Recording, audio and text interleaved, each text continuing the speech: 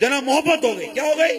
मोहब्बत हो गई, मैं नहीं जी सकता इसके बगैर। अरे भाई, कौन सा ये ऑक्सीजन है, कौन सा कोई ये पानी है, कौन सा ये हवा है? आदमी हवा के बगैर नहीं जी सकता, पानी के बगैर नहीं जी सकता। मैं नहीं जी सकता इसके बगैर। थोड़े दिनों में शादी हो जाती है, बच्चे हो जाते हैं, इसके भी 2 बच्चे हो गए होते हैं। अब भाई कैसे जी रहे हो? मर जाते हैं, अल्लाह की पनाह। अखबार में देखो, मर जाते हैं। मोहब्बत हो गई थी, माँ बाप ने मना कर दिया, उसको भी मार दिया, खुद भी मर गया। अब क्या करेगा? मर गए, हराम की मौत, खुदकुशी। और कत्ल भी क्या अलग। एक लड़की तुम्हें हराम की मौत मार के चली गई, खुदकुशी कर ली। अल्लाह ने मना किया, हराम है। जिस चीज से अपने आप को खुदकुशी करेगा, जहन्नम की आग में उसी चीज से अपने को सजा देता रहेगा। ये इसकी सजा है। ना ना, ये लाइन सही नहीं है, छोड़ दे।